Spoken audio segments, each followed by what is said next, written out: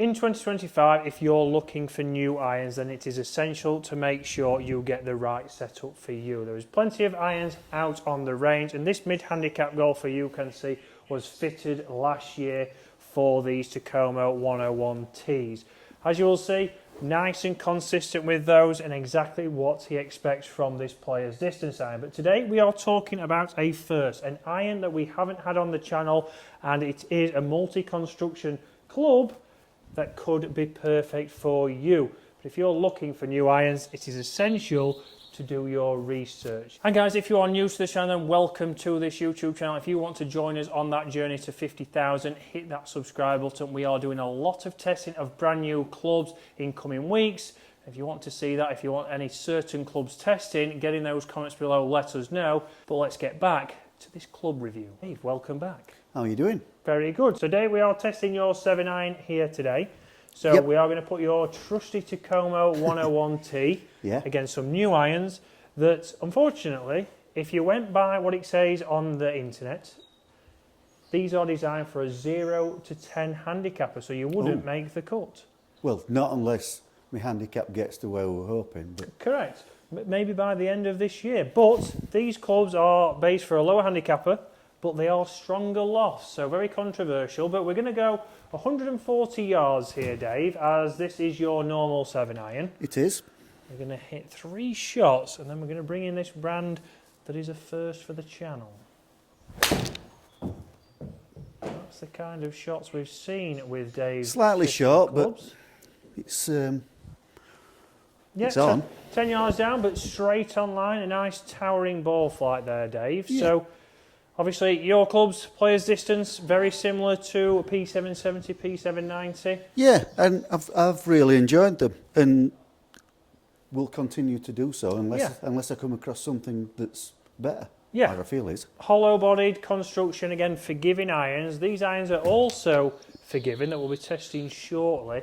And rumour has it, Dave once had a set of this manufacture. I did, yeah.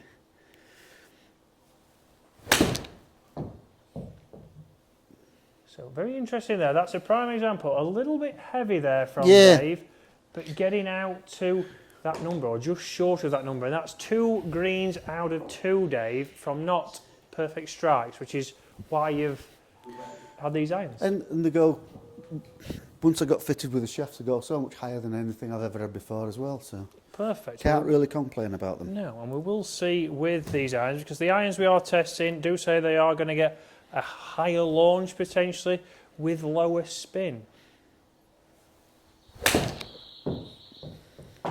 But they've got a lot to beat. Yeah.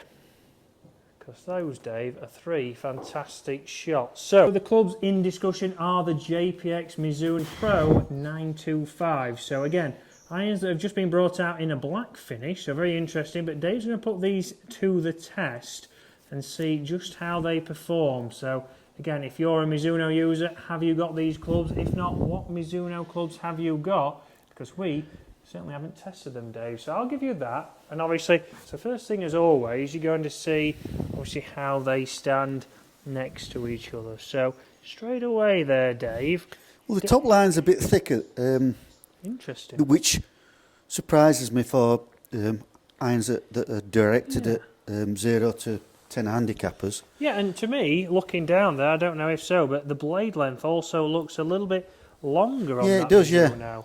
So interesting there. Well, it definitely is, because if you put them together like that, it's... Yeah, if we put them together, we can see that it looks like it's got a larger face. So straight away there, Dave, if you was looking down those over your Tacomos, which one would you be choosing? I think mine look better.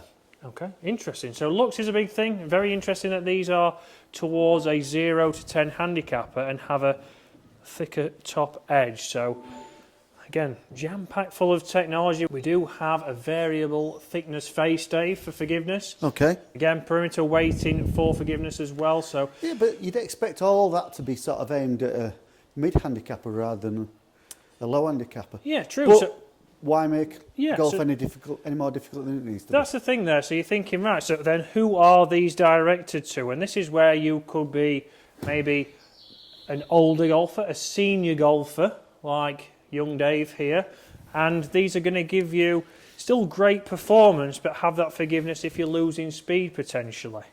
Let's give them a go, eh? Let's see. So 2 degrees strong here, 28 degrees 7 iron here, 30 with the Tacomo. And to be honest, Dave, if we're being generous, that was an absolutely terrible It was an strike, absolute shocker, Chris. but it's done exceptionally well, hasn't it? I think I hit about there. Yeah, it was a little bit different to say the least there, but let's go a couple more. So, Which, in fairness, if it was a driver, I'd be quite happy with that low point. yeah, However, it's very not. true. But this is where you'll be thinking, like you say, those irons straight away with that kind of forgiveness would be directed at your mid to high handicap golfers, Yeah. not your low to mid that the internet is suggesting. So, That's a better strike, you can see a lower ball fly. but a much lower ball flight, I was going to say, than Yeah. the Tacomos. Again, a little bit low on the face, 140 going 151. And I know, yes, people might mention that he's a steel shaft in there, which is very true. Obviously, we do get sent these clubs to test. Unfortunately, it is a regular shaft. It is slightly heavier than Dave's fitted shafts. So this might be something where we get down to SGGT and put the similar shaft in. Would you like to see that? And again, the reason we're inside testing is this is how the golf course currently looks outside. So let's see one more here. Distance-wise, they're going much further than the Tacomos. You know, there's at least 10 yards in it. And I would say that was a much better strike. So straight away there, 10 yards carry again, maybe even more. Yeah, so maybe even 160 compared to 140. It's nearly 20 yards difference. But let's grab a smaller club now. Let's grab again, in your set, you do go down to pitching wedge. I do. Let's grab the gap wedge that this set comes with. So gap wedge here, which is a similar distance to your pitching wedge, Dave. So again, we talk about strength of loss. We've gone for 100 yards here. Again, behind the golf ball, Dave, is this screaming? Is it bigger than your current pitching wedge? It does look a little bit bigger. Yeah, you can still see a lot of the top of the club. Yeah. Which I'm not sure about, if I'm honest. No, and again, it looks behind the golf ball. Very interesting. It'll be interesting to get these out on the golf course and see how they perform, because we know that everybody's looking for that distance. If Dave could hit a 7 iron consistently, 145 carry going 160, you'd snap the hand off, Dave. I'd be a very happy bunny. Yeah, so it'd be interesting to put them to the test on the golf course, which we will do in the coming months.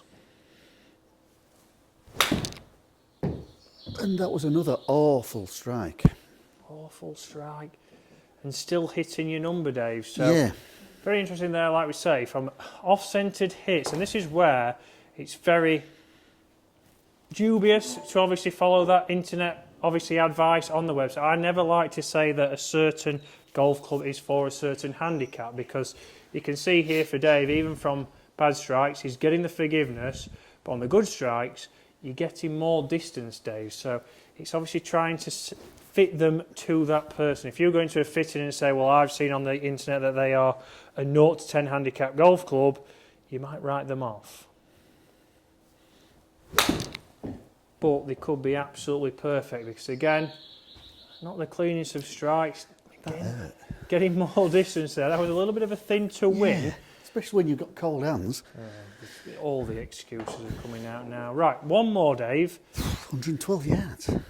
Again, with this set, you'll see online, we have got up to a 4 iron, but it's all then thinking about, would you maybe go for something even more forgiving in this set? If you're looking at these JPX925 Hot Metal Pros, do you need a 4 iron in this set, or do you need to go more forgiving? That's a better strike, Chris. Better strike, in balance, and it's hit your number exactly, Dave. So it's amazing. If you put a good swing in balance on there, look at that, it was in balance, you've hit your distance. But let's grab that 4 iron. 4 iron in here, not a club that you have in your bag, Dave. You've taken those out, replaced with hybrids a couple of years ago. Yeah.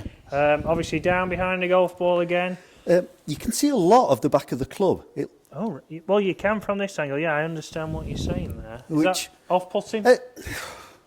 same as ever, Chris. Look and sound don't really. If you can get, if it gets the results, I really don't care what they look or sound like. But some people might find that a bit off-putting because it makes it feel like it's got a really wide sole.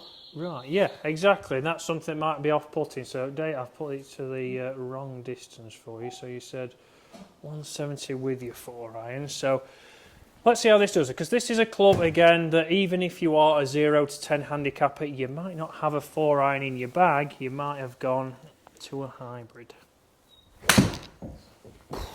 And if you hit it like that, Chris, it won't matter what it is. And that is a prime example of why Dave has potentially gone to a hybrid. But again, let's watch the swing. Is he in balance? No. There's the step out. So let's go again there, Dave. Let's see.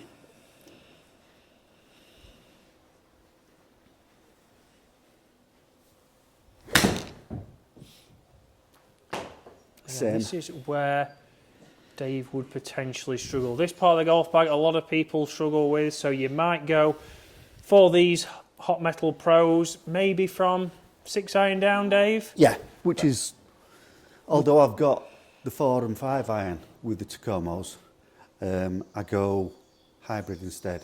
So I go from 6-iron with my Tacomos in my current bag. Yeah. So very interesting that you could split this set, and again, if you're looking at these irons again, they have done massive improvements for the sound. They have changed the look behind the golf ball. We've certainly talked about that in this video. We know they've got forgiveness. We know they've got a variable thickness face. We also know they have a variable sole on there. Like Dave said, this one's a bit thicker. But again, if Dave was able to hit shots like that all the time, the 4-iron would be in. But we don't think it's going to be in the bag, Dave, do we? No, because there isn't the consistency there for me, and that's not because it's a bad club.